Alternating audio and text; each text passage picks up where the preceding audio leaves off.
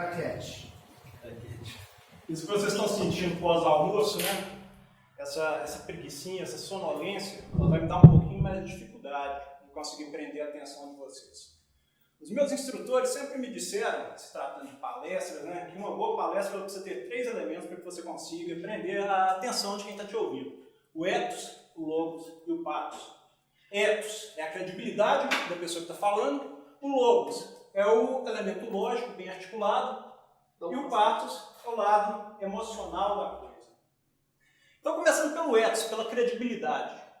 Quem que é esse babaca que está aí na frente para que eu gaste o meu tempo dando ouvidos ao que ele tem a dizer? Eu estou na A, há pelo menos... Não estou na A, naquela que não pode ser nomeada, há pelo menos uns 15 anos, no qual tenho feito alguns progressos. Me manter dentro. Perfeito. É que ali é um abismo. Eu tenho feito alguns progressos que têm sido homologados por um instrutor de uma linhagem. Eu sou um professor de Kung Fu Wing Chun que fundei minha própria linhagem, dirijo minha própria escola marcial, consegui há pouco tempo bater o primeiro milhão em patrimônio, trabalho com yoga. Isso tudo que eu estou dizendo para vocês não prova absolutamente nada na minha competência dentro da área. Absolutamente nada. Você talvez pergunte, mas seu instrutor não reconheceu seus avanços? Eu não consigo. Seu instrutor não reconheceu seus avanços? Sim, mas o que isso prova? Por exemplo, se eu, enquanto instrutor, homologar um juramento de um instruído meu com um grau XYZ, vocês vão automaticamente aceitar que esse cara fez esse avanço? Se alguém fala, eu aceito, imagino que não. Se alguém tem conseguido sucesso financeiro, estabilidade profissional, está fazendo bem as coisas que gosta, isso quer dizer que ele é bom na A, que ele fez avanços na A? Também não. E eu não pretendo que vocês fiquem aqui ouvindo um cara falar um monte de blá blá blá sem interagir. Então eu gostaria realmente que vocês participassem aqui nesse papo de maluco e dessem as opiniões de vocês. O Alan expôs um trabalho excelente agora há pouco a respeito dos quesitos que compõem alguém, que valida alguém ou uma linhagem no suposto sistema da Astro Argento. E, embora tenha sido muito bem estruturado, eu discordo porque eu faço essa separação na minha cabeça entre a Astro Argento ideal, a sempiterna, e o sistema Crowley-Jones. Então, alguém tem alguma opinião sobre o que valida alguém definitivamente, irrevogavelmente, em um grau da A? Deixa eu mudar a pergunta aqui. Nós temos aqui não membros da não AA. Não, a A existe, né? Só que não tem ninguém lá, né? Pois ela acabou, que eu fiquei sabendo. Eu quero saber o seguinte, como é que você sabe que você é da Santa Bárbara? Puxa vida, alguém? Então ninguém é? Não, senhor, mas me ajuda, né? O que significa ser da Santa Ordem? Pode dar a sua definição. Se eu olhar assim, o tombamento, que eu sou o patrimônio número 1, 2, 4, 39. Não. Quer dizer que você conquistou graus, você fez avanços. Por exemplo, vamos supor que você dissesse, eu sou um neófito. Você acredita que você é um neófito? E se sim, por quê? Não eu, mas tem uma outra pessoa que acredita. Então, a resposta seria essa. Você é um neófito, na opinião de fulano, sim. Na opinião de fulano. Então, do seu ponto de vista, o que determina o avanço de uma pessoa é a opinião de uma segunda pessoa. No meu ponto de vista, o que determina o avanço de uma pessoa na orientação de outra pessoa é a opinião da outra pessoa. Entende? Naturalmente. Então, a pergunta fica complicada quando você tira os sujeitos de cena e faz a pergunta de um modo impessoal. Como se o sistema fosse alguém que você pudesse dar uma ligada lá. Tipo, pega o telefone da A e ligar lá e perguntar um negócio aqui. Não tem esse mundo. Não tem como, né? Então, sim. Eu acho, assim, o que me faz me sentir, né, dentro da ordem é o meu comprometimento com o juramento. O seu uma coisa comprometimento mágica. com o juramento. É entre você... Eu jurei e eu estou naquele caminho com aquele objetivo. Então eu me sinto pertencente a ela. Se eu também tivesse jurado, tivesse nem aí para ele... Gosto dessa essa definição. A santidade que você dá a ela, vamos dar um exemplo, eu fui da Ordem Rosa Cruz, mas eu não tenho tanta santidade à Ordem Rosa Cruz como eu tenho como é o que eu santifico ela para mim. No caso, então, na maioria das vezes, é do meu próprio feedback. Eu dou valência para aquilo e aquilo para mim é santo. Então, seu próprio feedback também é uma resposta interessante, são 3 respostas muito válidas. Um dos maiores problemas que a gente tem dentro da Santa Ordem é justamente esse. O pessoal intelectualiza bastante a respeito do que cada grau, cada concepção vem a ser. Mas não sei porquê, são poucos que realmente vão lá e fazem determinadas práticas que conduzem a certos resultados. Pode ser que eu mude de ideia, pode ser muito provável que eu esteja errado, mas hoje em dia o que eu considero como o único termômetro válido é consciência. O grau de consciência da pessoa.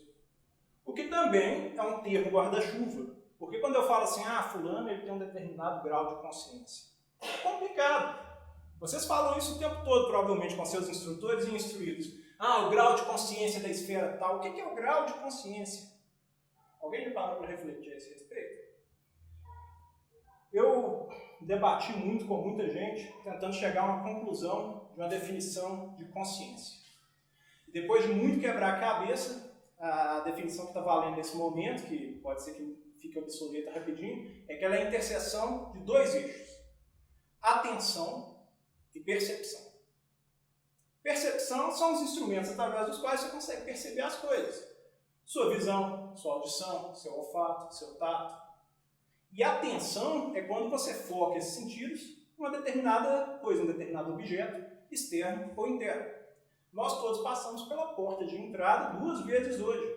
Eu quero saber se alguém aqui é capaz de me dizer a cor do portão. Azul. Cinza. Azul ou cinza? Cinza azulado. Concordam ou discordam? Olha como são as coisas. Vocês passam pelo mesmo portão, alguns não têm certeza de o que aconteceu ali, de que cor que era esse portão. Porque embora você disponha de todos os instrumentos, a sua atenção não estava focada.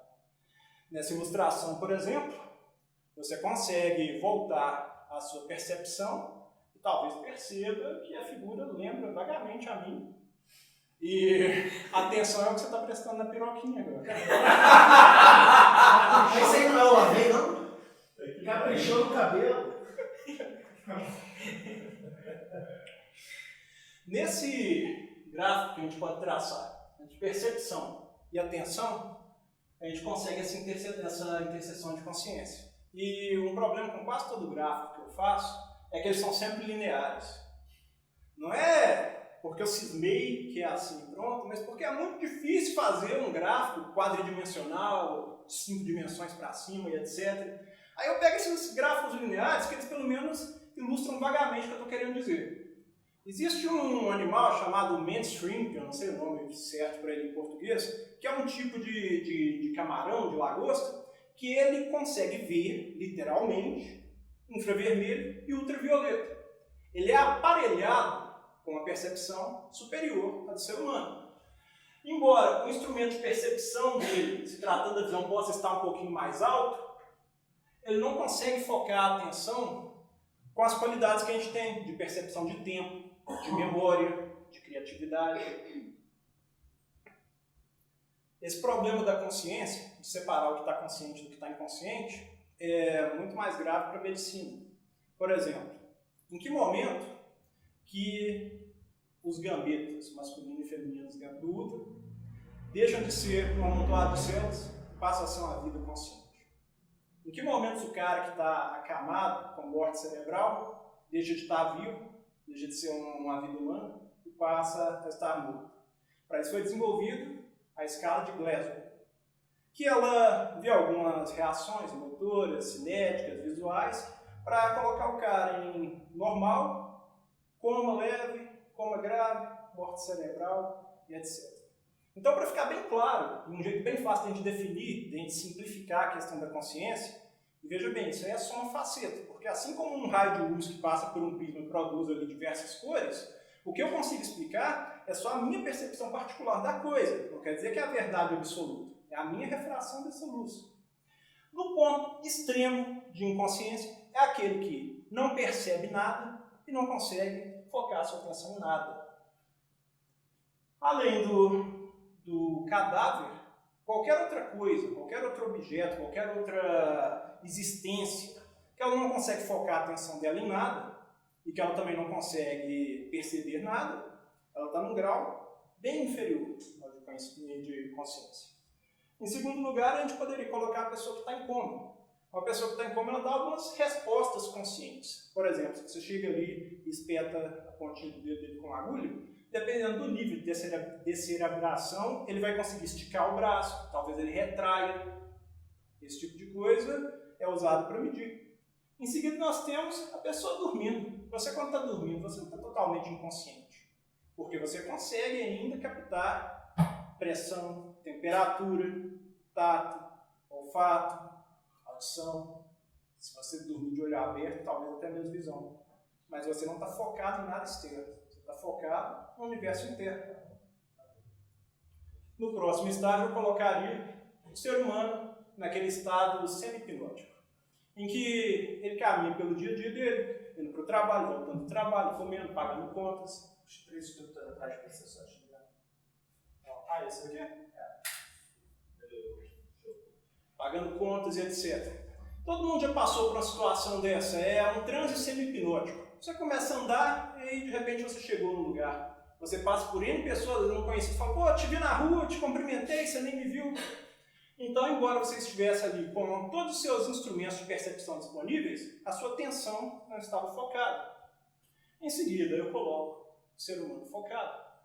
E aí eu te pergunto, depois do ser humano focado, é possível a gente ampliar ainda mais a quantidade e qualidade dos nossos instrumentos de percepção ou a nossa capacidade de focar a nossa atenção em um objeto particular? Aí a gente insere o iniciado, a pessoa que começou a realizar determinados trabalhos. Veja, por exemplo, o Liberé, o Eliezer Theory. Ele trata de métodos através dos quais a pessoa aprende a focar sua consciência e atenção nos objetos externos a ela. Mais de um objeto, em movimento ou não. O yoga faz justamente o contrário. Ele te ensina a focar a sua atenção para dentro de si mesmo. Quando a gente pega um Liberou, a gente está fornecendo uma interface através dos quais você consegue interagir com níveis de consciência que as suas ferramentas habituais não conseguiriam. Na neurolinguística, nós dizemos que a mente é dividida em 3 estágios. Há aqui o input, a entrada, os elementos que você percebe, que geralmente estão relacionados com os 5 sentidos. Visual, auditivo, sinestésico, olfativo e tato. É claro que existem mais, isso aí é uma simplificação. Enquanto do lado de dentro, daqui para baixo, você consegue focar nas suas representações internas, no seu estado, na sua fisiologia. Esse cara aqui no meio, a seção filtros, é um grande inimigo da consciência. Talvez as espadas flamejantes que foram colocadas no Éden, que nos impedem de retornar para lá, talvez o Demiurgo, poderíamos dizer que é o Cérebro de 3 cabeças, que cada hora aponta para 3 coisas simultaneamente. E o que ele faz é justamente narrar, ditar o que pode ou não entrar e ser percebido por você a cada momento. Isso não é inteiramente negativo. Por exemplo, pensa o quanto seria desconfortável se agora você estivesse consciente da pressão da cadeira embaixo das suas nádegas. A pressão já estava aí. Pois é, a pressão já estava aí, mas agora você nota a posição da língua dentro da boca, cada cheiro, cada som no ambiente.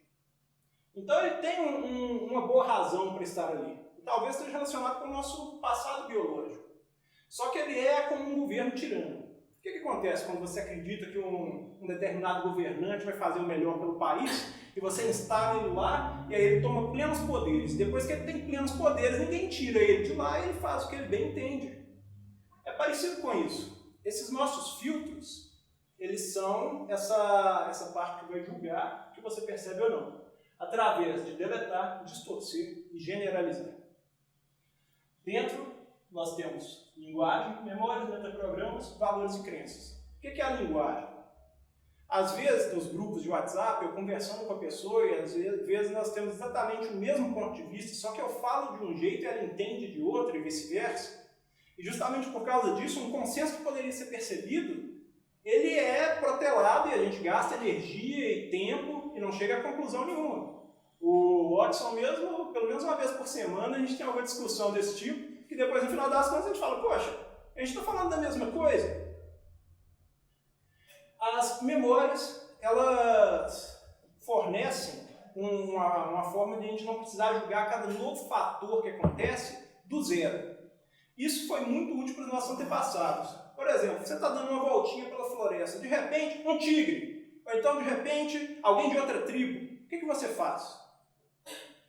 Quem sobreviveu foi porque desenvolveu o instinto de combate ou fuga. Via lá o desconhecido de outra tribo, ou matava ele ou fugia. A galera que parava para ver, será que esse Neandertal é amigável? Será que ele, diferente dos outros, vai gostar de mim? Não conseguiram passar sua genética para frente. Da mesma forma, quando você pega um computador, você não reaprende do zero a posição de cada tecla. Você tem uma memória de como um teclado padrão de computador deve ser, e se alguma teclinha tiver um pouquinho diferente ali, você faz o ajuste automaticamente, sem precisar reaprender todo o processo de novo. Os metaprogramas, eles são implantados na sua mente desde a infância. Por exemplo, se você nasce num período de chuva e frio, há uma tendência de que os seus pais te levem menos para passear durante esse período. Você passa os primeiros meses da sua infância recluso dentro da sua casa, protegido, quentinho. Já se você nasce no verão, você vai sair mais durante a sua primeira infância, vai interagir mais, vai ver rostos diferentes. Isso pode criar um metaprograma que te puxe mais para o lado da introversão ou da extroversão, para o lado de se comunicar mais ou menos, para o lado de se aproximar da dor ou fugir da dor. Por fim, os valores e crenças. Também vêm da sua família e dos grupos que você frequenta. Sempre que você tem um comportamento que satisfaz o padrão do grupo, você tem um feedback positivo, seja ele físico ou seja ele emocional. Quanto maior a carga físico-emocional desse feedback, mais se enraiza aquele comportamento dentro de você. E esse é o demiurgo que está aqui o tempo todo ao seu lado, impedindo que você tenha uma percepção clara das coisas. Mas como eu disse, o que a gente faz? Depõe esse cara, arranca ele daí? Isso seria problemático. Sem esse filtro, nós teríamos de julgar cada coisa do zero. Você sentou em frente ao computador, vai ter que procurar tecla por tecla. É inconveniente, é impraticável. Quando a gente usa métodos como do Liber Exercitiorum para focar nos objetos externos, ou como do Yoga para focar nos objetos internos, nós estamos ao mesmo tempo melhorando a quantidade e qualidade dos sentidos com os quais a gente consegue captar o que está acontecendo, como também melhorando a qualidade da nossa atenção. Mas nós ainda estamos ali nos filtros do deletar, do distorcer, do generalizar. Então, quando a gente pega o homem não iniciado, o que diferencia o não iniciado, uma pessoa de consciência normal, para uma pessoa iniciada, uma pessoa que já fez alguns avanços em graus de consciência? Muitos de vocês provavelmente vão dizer, não existe diferença. O iniciado ele não é um super-homem, ele não tem superpoderes, não tem nada que diferencie ele do ser humano comum, cotidiano. Poxa, então, por que tanto trabalho e tanto esforço? O não iniciado, ele funciona da seguinte forma. Ele acorda de manhã, ele se alimenta, sai para trabalhar. Para ganhar dinheiro, para pagar contas, para continuar vivendo, para continuar acordando de manhã e indo trabalhar. Ele tem filhos no meio desse processo, e aí quando ele estiver lá por 60, 65 anos, talvez se aposente, fica esperando a morte chegar. O que eu tenho que fazer com esse cara? Eu tenho que iniciar ele? Você conhece um cara não iniciado, que conselho você daria para ele? Alguém tem uma opinião sobre isso? Tirando o Max, conversamos sobre isso. Sério, o cara não iniciado, ele precisa se iniciar, sim ou não? Ele precisa de uma ilha. A do bar com a ele quiser, né? Ele faz o que ele quiser. Exatamente. Então, que conselhos que eu dou para esse cara? Beba água, se alimente direitinho, faça terapia, faça exercícios físicos, use protetor solar. Porque se ele está feliz e focado ali no sobreviver e reproduzir, e se não há motivo para eu arrancar ele disso, ele deve praticar coisas que tornem ele capaz de viver e reproduzir da melhor forma possível. Esse é um grau de consciência que eu considero ultrapassado pela grande maioria dos presentes aqui. Imagino que, sim. Mas qual a diferença para você entre escolher ser um iniciado e escolher jogar golfe no domingo, por exemplo? Não, eu... ter filhos. Ou acordar e ir para o trabalho. Qual a diferença para você? A escolha. Quando você diz, por exemplo, escolher ser um iniciado, eu não acho que eu acordo de manhã e falar, quer saber, eu vou me iniciar. Geralmente o que leva a pessoa para o caminho da iniciação é alguma insatisfação, alguma frustração, algum terror. O cara está seguindo esse caminho e aí de repente a vida dele se torna insuportável. Mas ainda assim é uma opção. Ainda assim você pode falar, tá, isso existe e eu vou seguir por esse caminho, ou foda-se, não vou. Sim. E aí, tal como a outra pessoa tem também a opção de fazer uma das outras coisas de vida dela. Sim, a todos os momentos. Mas nesse caso, eu acho que o desconforto é você saber que tem a opção. Quando você desconhece, né? Agora, quando você sabe que tem aquela opção, você viver daqui pra frente, sabendo que existe um algo lá e você optou em se manter aqui, é um desconforto. Mas se você percebeu algo lá, você já teve chamado para aventura. O Hierofante ele já bateu na sua porta. Entendeu? Quando você percebe que existe algo lá. Eu posso estar equivocado. A grande maioria das pessoas que eu conheci que foram pelo caminho da iniciação, o que estava acontecendo com eles? Um dia eles estavam mal de grana. Eles pegaram um livro ou acharam um site que falava que tinha umas magias ali para ganhar dinheiro.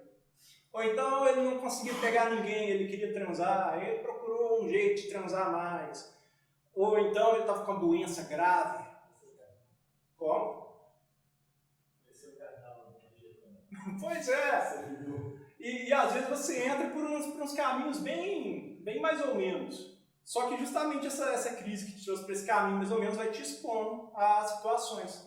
Quanto à sua pergunta, eu vou falar um pouco mais dela lá na frente, porque eu acredito que a grande iniciação é realmente você ser capaz de escolher. Porque enquanto você estiver submetida a esse sisteminha aqui, em que todas as suas escolhas são pesadamente influenciadas por uma parte de você que você desconhece e que você não controla, você não é livre de verdade. Então esse cara é iniciado, ele está nesse caminho, até que um dia por acidente, por crise, porque alguém falou com ele e ele achou legal, ele descobre que existem caminhos de autoconhecimento. E o próximo nível dentro do sistema Crowley-Jones é o estudante. O que o estudante da A tem de diferente em relação ao cidadão comum? O cidadão comum ele é como se fosse uma construção aleatória. Veja bem, imagine um lote que não pertence a ninguém, onde a relva cresce aleatoriamente por fatores desconhecidos, as árvores cresceram por fatores desconhecidos.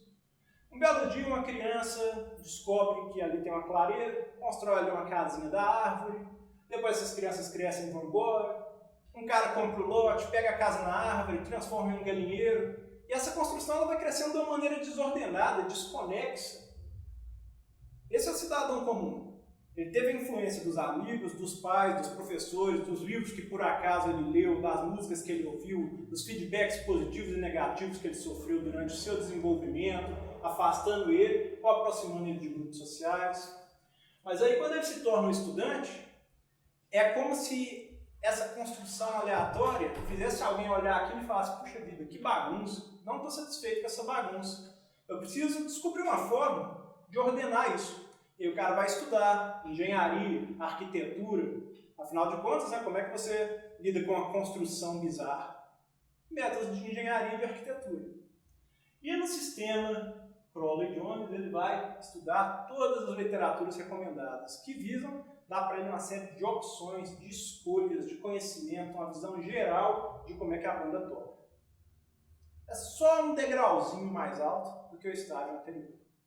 Mas depois que esse cara aprende esse conhecimento todo de arquitetura e de engenharia, e ele é capaz de lidar com aquela construção, é como se alguém chegasse para ele, desse para ele aquela construção bizarra e falasse: agora que você se formou em arquitetura, em engenharia, essa construção aqui, lidar com ela, é a sua missão.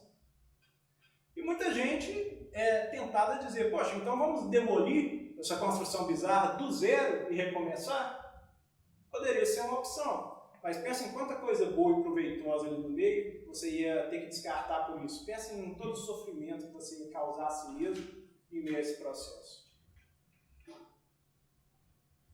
O probacionista tem essas tarefas que todo mundo conhece, que habilitam ele a uma única coisa, que é a única coisa que importa, que é obter um conhecimento científico da natureza e poderes do seu próprio ser.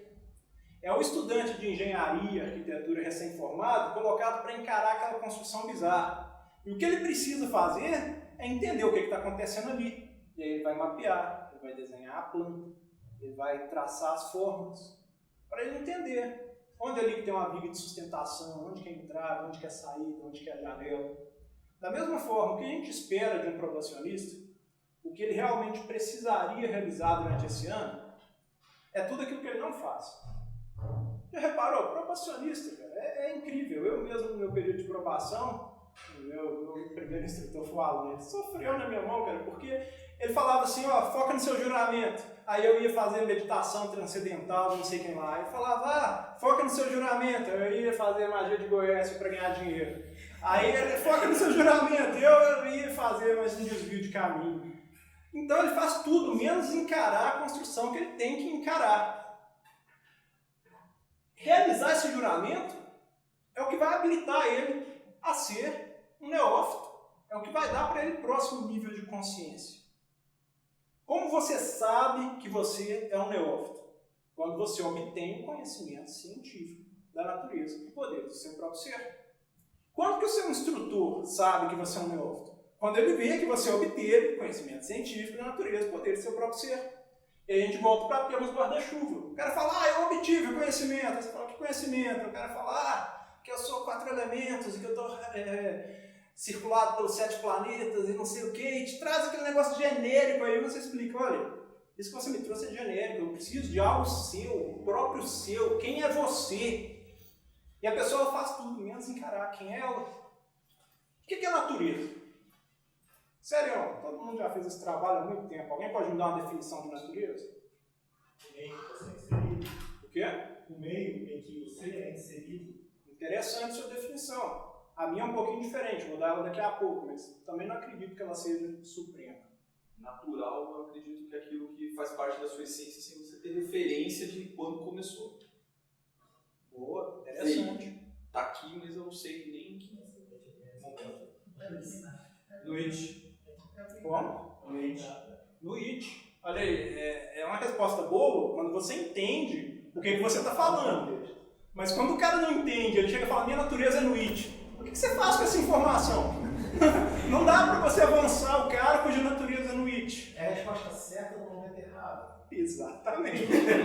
Exatamente. É o cara errado. Se o cara fala francês, vai falar que a natureza dele é noturna. Ok, eu não entendi o que você falou. Imagina se eu falasse francês. Livre em francês é noite. Ah, compreendi agora. Compreendeu? Obrigado pela elucidar. Existe um jogo de xadrez clássico que o Garry Kasparov faz um movimento que é totalmente errado, que traz uma série de desvantagens, e mesmo assim ele ganha a partida. E uma história de quando um aluno fez isso contra o professor falou: você não pode fazer esse movimento, porque ele vai te dar tal erro. Aí o aluno fala: mas Garry Kasparov fez. Aí você fala: mas você não é o Garry Kasparov. É o mesmo princípio sendo aplicado aqui. E a minha definição de natureza é aquilo que é natural para você, aquilo que flui para você. Assim como pro Hitler foi buscar poder, gerando toda aquela zona lá na Alemanha, com aqueles discursos absurdos dele, assim como Einstein estudou a física, a relatividade geral, assim como Michel Teló fez música ruim, Cada pessoa tem a sua natureza, cada pessoa tem aquilo que é fácil e natural para si. O que são poderes? Novamente, alguém? São as potencialidades, as capacidades da pessoa. O que ela realmente dá conta, o que ela realmente é capaz de fazer, o que ela consegue influenciar, seja no universo interno ou no universo externo. Então você precisa descobrir um ponto de interseção entre aquilo que é fácil, natural, confortável, agradável para você e aquilo que você realmente é capaz de realizar. Imagina o seguinte, a pessoa se ilude a vida inteira dizendo: eu sou uma pessoa caridosa, eu sou uma pessoa caridosa, eu só não ajudo os outros porque eu não tenho dinheiro, eu sou uma pessoa caridosa, eu ajudaria se eu tivesse. E aí ele ganha muito dinheiro, e aí ele não ajuda ninguém, então no final das contas ele não era uma pessoa caridosa. A incapacidade dele de realizar caridade não era em função da presença ou ausência dos poderes, mas porque não era a natureza dele. Então é esperado que até esse momento a pessoa tenha sacado, pelo menos um pouquinho, se ela sabe para onde ela está indo, se ela tem uma direção, se ela tem um norte, que é o ponto de interseção entre essas duas coisas. Ah, mas por que eu faço esse monte de lero-lero? Por que eu escolho um mote? Por que escolher um mote? Por que o cara não assina com o nome dele? Eu acho que ele tem consciência plena, então depois pode mudar essa consciência e vai escolher o mote que reflete o objetivo dele. Liber Colegi fala para você escolher com profunda reverência e, não minto, com... Nossa, agora eu falo, é muita reverência e muita meditação, mas não repete muito duas vezes. Você deve ter uma ideia, uma noção de para onde você quer que a sua aprovação te leve. Você pode se decepcionar, ou você pode mudar de ideia, você pode perceber que é aquilo mesmo, mas esse nome ele reflete o que você espera daquele momento, o que eu vou fazer durante aquele ano. Então, o cara que acabou de sair da escola de engenharia e ele viu aquela construção bizarra, ele tem que ter uma noção do que aquilo ali pode ser. Então ele vai olhar aquela construção, vai tentar entender ela, ele pode dizer: ah, isso aqui vai virar um hospital, isso aqui vai virar uma escola, isso aqui vai ser um puteiro. Não importa, mas ele tem que ter uma noção. Uma coisa interessante do que você está falando, digamos, o arquiteto e o engenheiro ele estudou para isso, mas em 98% das vezes quem vai fazer a obra vai ser o mestre de construção que aprendeu com o pai, aprendeu sozinho ali, pegando... Muitas vezes o próprio mestre de construção chega para o engenheiro, para o arquiteto e fala: ó, isso aqui é um erro no traço e vai... Como é que tu fez essa escada? O cara vai meter a testa aí. Olha só, e essa é justamente uma das críticas que eu tenho a muito que a gente vê hoje em dia. A gente tem muita gente com muito conhecimento intelectual, mestres dos sistemas, mas que não conseguem gerar consecução real nos outros e talvez não tenham conseguido nem em si mesmos. Então, se você a essa altura já passou da aprovação e ainda não sabe qual é a sua natureza e quais são os seus poderes, talvez você devesse tirar um tempinho para refletir a respeito disso. Porque você jurou que ia resolver esse pepino para poder dar o próximo passo. Não sou eu que estou falando que você tem que fazer isso. Não é seu instrutor. Você jurou, porque você quis, porque você não estava satisfeito com as coisas como elas eram antes disso aqui. Aí memorizar um capítulo do Liber 65. Novamente, o lado preguiçoso, ele grita. Ele fala: puxa, eu vou sentar no meio desse dia a dia corrido, que eu trabalho, que eu estudo, eu vou memorizar esse capítulo de um monte de poesiazinha do Crowley, eu tenho mais o que fazer da minha vida. Ok, mas se uma coisa tão simples quanto memorizar um capítulo de um Liber não puder ser feito, o que vai poder ser feito? Como é que você vai conseguir invocar anjo, invocar demônio, fazer acontecer se você não consegue memorizar um capítulo de um Liber? Então, nem que seja para treinar a sua memória, para provar a sua vontade sobre você mesmo, você deveria fazer isso. Saiu recentemente um artiguinho bem curtinho do Duchamp falando a respeito de escolher um capítulo que, na pior das hipóteses, pelo menos você vai ter escolhido. Você vai estar exercitando a sua capacidade de escolher. Se você pega aquilo e fala: poxa, tem 5, qual que eu escolho? Não sei. Não sei escolher. Como é que você é livre se você não consegue tomar decisões? Realizar quaisquer tarefas que a A possa considerar adequada atribuir a ele. Porque seu instrutor, na maioria das vezes, já passou pelo que você passou. Seu instrutor, na grande maioria das vezes, está lá olhando de longe tentando te conduzir a realizar esse negócio aqui. Aí seu instrutor fala com você, talvez você devesse fazer tal coisa. Ele não vai chegar e vai falar, faz tal coisa que eu estou mandando. Ele vai te dar uma ideia. Você pode lembrar que você tomou esse compromisso de realizar as tarefas que são dadas em nome da A, ou você pode falar, não vou fazer não estou afim não. Né? Proclamar sua conexão com a Santa Ordem. Isso aqui sempre é um objetivo de polêmica. Quer dizer que você tem que chegar no povo na rua, tem uma arma, vem cá, não sei o quê. Não, mas você não fala da Santa Ordem só quando você usa a pessoa da Santa Ordem propriamente dita. Quando você vê uma pessoa em um dilema, em que ela está cedendo à vontade de outro, ficando infeliz e prejudicando a sua própria vida, e você dá um ouvido amigo para prestar atenção no que ela está dizendo, quando você dá uma palavra inspirada que seja para guiar aquela pessoa um pouquinho na direção da sua iniciação, da sua liberdade, você está falando da área. Isso é bom para você, porque quanto mais você fala a respeito desses ideais de liberdade, mais você revisa eles dentro da sua mente e consegue entender de verdade sobre o que você está falando. Manter-se casto e reverente para com seu corpo. Isso aqui é legal. O que é castidade? No sentido da... Gente, me ajuda, todo mundo foda aqui, eu sou o pior daqui, vamos lá. Mas tu tá explicando o probacionista pra gente aí, cara. Termina a explicação aí. Não tá curtindo não? Faltam 20 minutos, então... Puta que pariu, o tempo voa mesmo, tá se divertindo. Eu acho que tem mais coisa aqui.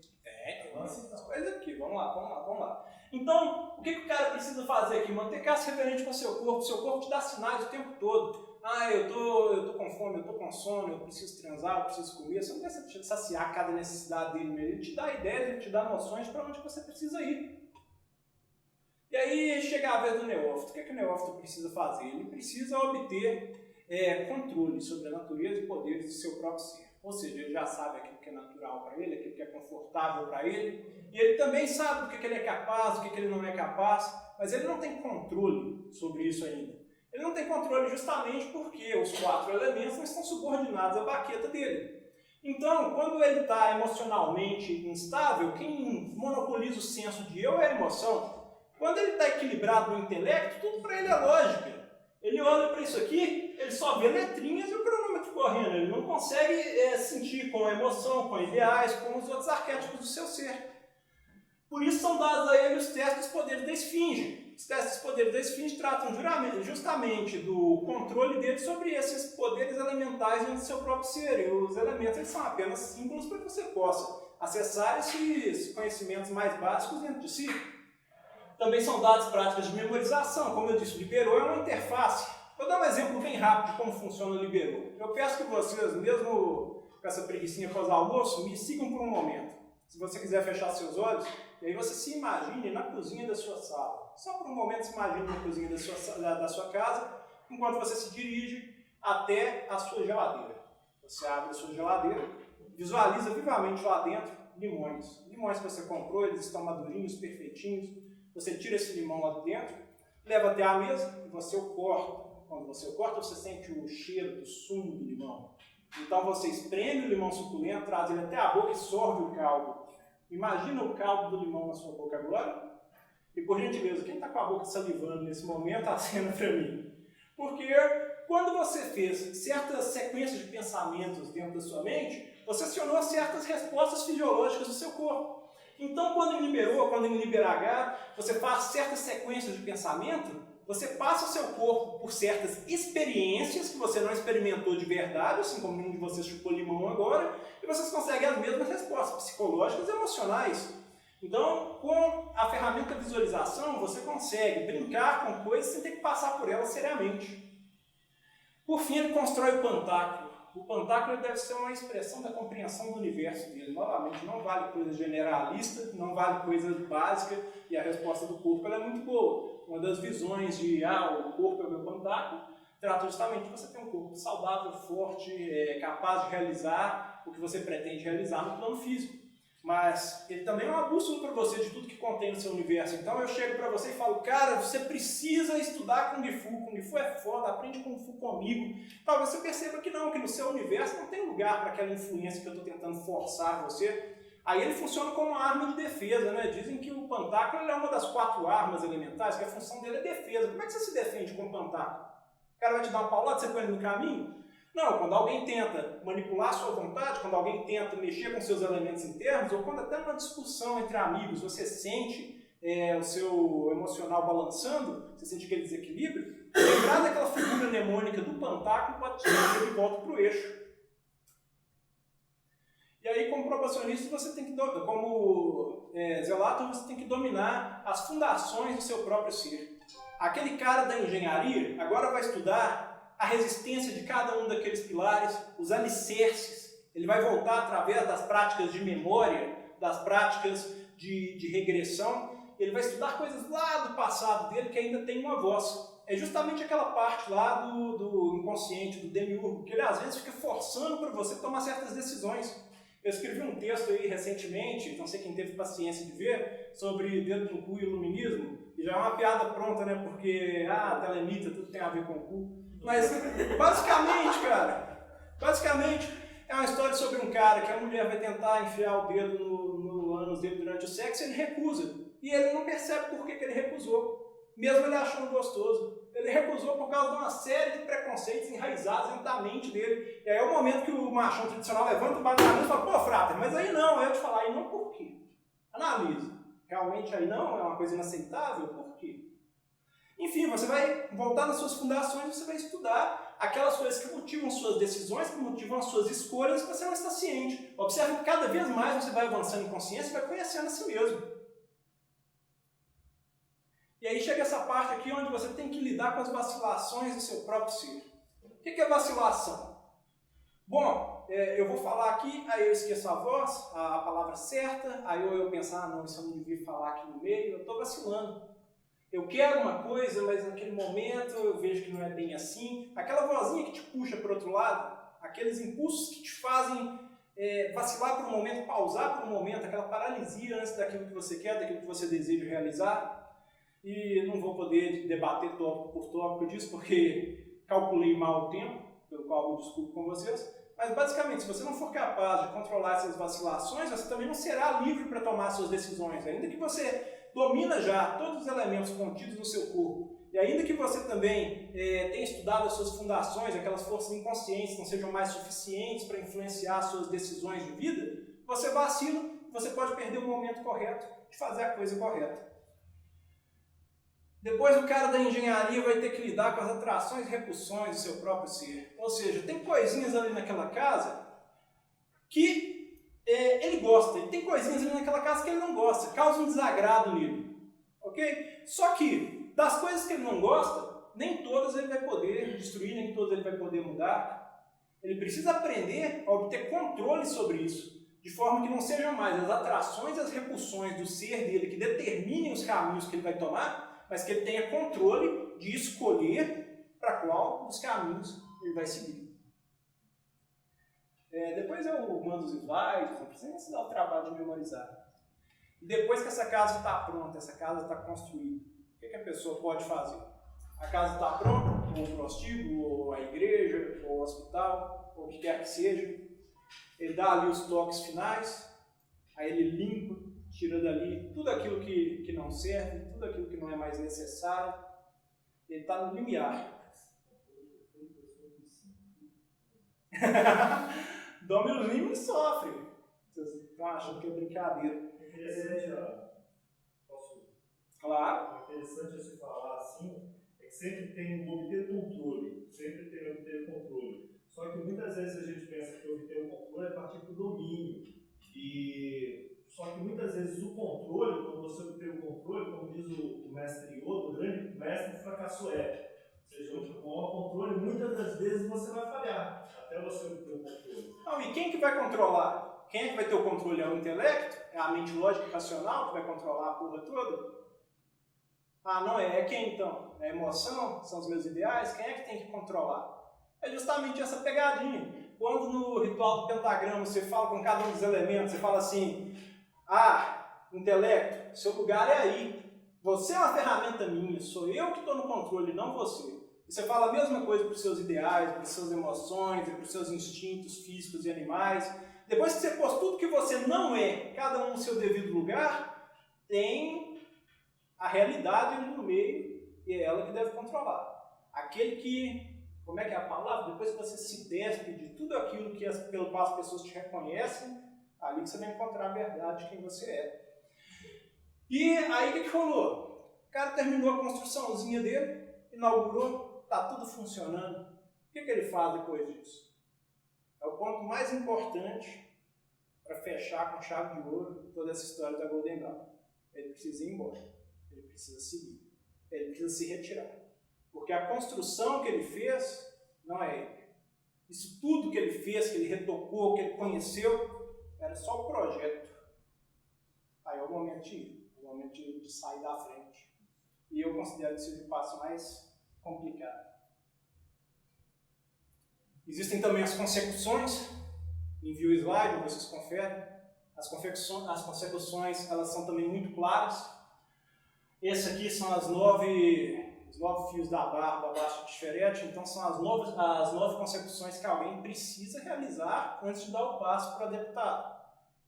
Isso aqui é do Liber Viarum Vi. Depois, se vocês tiverem curiosidade, deem aquela conferida. Cada uma dessas aqui fala de coisas reais. Não é, eu acho que eu senti que mexeu um negócio dentro de mim. Não. São experimentos que você faz por tempo suficiente e você obtém um resultado definido. Muitas pessoas veem esse caminho e pensam, será que eu devo tomar esse caminho? Ou será que eu devo só filosofar sobre ele, abstrair sobre ele? A pessoa se coloca diante do caminho e ela extrapola todas as possibilidades que ela tinha de dar o próximo passo. De repente, ela se vê estagnada. A partir daqui, ela sente a luz que emana de Tiferete. Os raios cruzam o limiar do véu de Parroquete. Ele consegue sentir o que está além.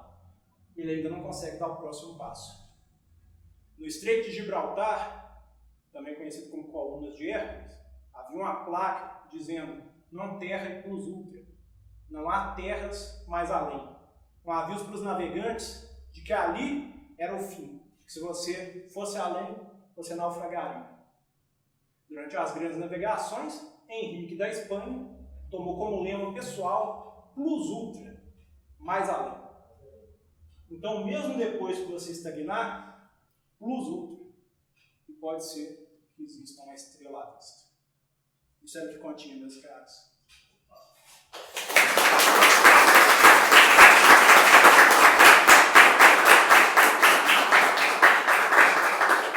Se porventura resta tempo e perguntas, vamos lá. Vamos lá, 9 minutos. Salomão, Manda. uma observação que eu acho que a sua apresentação não comporta. Qual é a tua relação da consciência com a reação? Porque eu acho que a posição da consciência é medida pela reação aos acontecimentos que você não controla. Então, é aí que está. Existe uma parte dos elementos que você não controla, é o que está externo. Mas você controla a sua representação interna, estado e fisiologia. Isso constitui um círculo bem traçado ao seu redor, isso constitui um ritual do pentagrama bem feito, um pantáculo bem desenhado. Aquele momento que o que está de fora não afeta o que está de dentro. Por exemplo, se eu chego para você e digo, aquela conversa que a gente teve mais cedo, cara, eu te achei um incrível babaca. Não sei como é que alguém do seu nível consegue falar tanta besteira. Você deveria repensar a respeito das suas atitudes. Se isso mexeu com você, entendeu? É porque o seu círculo ainda está permeável. A partir do momento que você consegue controlar esse cara aqui, você também controla o quanto isso daqui afeta isso daqui. E aí você é livre para tomar decisões. Porque não é mais o demiurgo, o falso eu, que faz as escolhas por você, baseado nas suas memórias, na sua linguagem, metaprogramas, valores e crenças. Aí quem escolhe é aquilo que restou depois que todas as camadas de falsidade foram destruídas.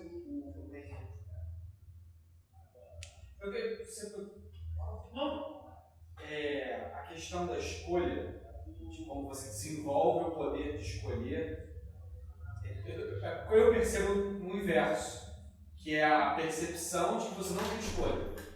Quando o chamado vem, a única opção é seguir o chamado. Talvez seja mais um aceitar, não o demiurgo mais do saque, do que necessariamente perceber que a gente tem gerência. Que eu acho que talvez seja o oposto, você perceber que você não tem gerência do seu caminho. Se é como você percebe as coisas, você deveria extrapolar até o limite essa sua afirmação, tentando negar ela e contradizer ela com uma proposição exatamente igual, né? Diametralmente inversa. Esse método vai fazer com que você perceba que nenhum dos dois, bom, suponha, faz um experimento e vê no que dá. Experimenta um extremo durante um tempo, outro extremo durante um tempo e chega às suas conclusões. Sucesso é tua prova. Aí vai que é mesmo isso aí que você falou. Aí show de bola, não há mais nada a ser dito. Em relação a essa questão da consciência, vamos dizer assim, o ser consciente seria basicamente a diferenciação suprema de agir e agir. Você passa a agir, eu quero fazer aquilo, não é simplesmente algo externo chega e causa algo em você e você reage simplesmente sempre. Veja, voltando à história do dedo no cu. Sim. Eu determinei que existem 4 estágios. No primeiro o cara fala, não quero. E ele não sabe por que ele falou não. Ele só reagiu de acordo com a consciência automática dele. No próximo nível o cara fala, não quero. Mas ele sabe por quê. Ele percebeu que ele falou que não quer por causa de uma série de forças internas que obrigam ele a dar essa resposta, senão isso afeta a autoimagem dele. Aí depois, no terceiro estágio, ele fala que ele quer, ele fala, eu quero sim, mas ele fala isso vacilando, porque ainda tem um pedacinho dele que luta contra, que fala, não, cara, não fala isso não vai dar tudo errado, não pode. E por fim ele fala, eu quero, e vai de boa. Agora, se você pergunta para o primeiro e para o último cara, por que você deu a resposta que você deu? Ele fala, porque é o que eu queria, só que o primeiro acha que ele queria, e o último realmente queria. Percebe a diferença sutil? Isso que é difícil, né? No trabalho do propósito de saber o que você realmente quer e o que vem de fora, o que você foi condicionado a querer. Sim. E aí tem esse trabalho de se livrar do jogo e outro é que tem muitas coisas que você nem sabe que é, porque você comentou, tipo, sei lá, ou música, ou sei lá, teatro, porque isso aqui é chato, não deve saber. E aí, eu agora fazendo até talvez uma viagem, eu estava muito café. Mas assim, eu acho que talvez se fosse um trabalho mais simples, se fosse feito em mais tenues idades. Porque quando você chega num grau maior, vamos dizer, eu vou fazer 40 anos esse ano, a carga de coisas que eu sei, que eu não tenho nem ideia de onde vieram, porque se perderam ao longo desse tempo, e lógico, seria sobre-humano saber, não, eu aprendi tal coisa em tal época, veio de fulano, não dá pra ter essa percepção. Na criança não, ela é muito mais vazia, tecnicamente, então assim, óbvio, a maturidade também vai contar nesse aspecto, mas é muito mais fácil ela identificar nessa coleção o que é isso? Isso é que eu aprendi do meu pai, isso daqui minha mãe falou, isso daqui... E aí essa identificação talvez seja mais fácil de ir levando. Lembro de uma passagem, acho que Mota, que fica puto com um parquinho de diversão lá, que a criança cai, a mãe vai levantar, tá zoando a criança, deixa ela aprender a levantar sozinha, você vai tirar dela essa experiência, né? Então, mas aí tem essa questão da idade, eu acho. Eu suponho que a partir de uma eternidade seria mais fácil realmente contornar todos esses complexos, evitar que eles se formassem, mas eu não tenho dados suficientes, nunca consegui fazer um experimento desse, então eu vou ficar só imaginando o que daria. Em tese, sim, o caminho seria facilitado se ele fosse tomado mais cedo. Fica a dica para quem quiser fazer com filho. Quem é pai... Eu tenho um piazinho de 3 anos. Tem coisas, por exemplo, que uma coisa é quente queima, eu deixo ele meter a mão, falo, não põe a mão que queima. Ele vai lá, mete a mão, aí, beleza. Pois é, tem coisas tipo o dedo na tomada. Eu falo pra ele, não põe o dedo na choque, mas eu não posso deixar ele colocar pra experimentar o choque, porque pode morrer. Então, porque você conhece o risco que ele não conhece, né? Sim, agora a concepção do que é o choque, ele só vai saber o dia que ele meteu o dedo lá. Você pode regular, você faz um negócio de carga elétrica suficiente só pra ele ter uma outra. Controla o risco.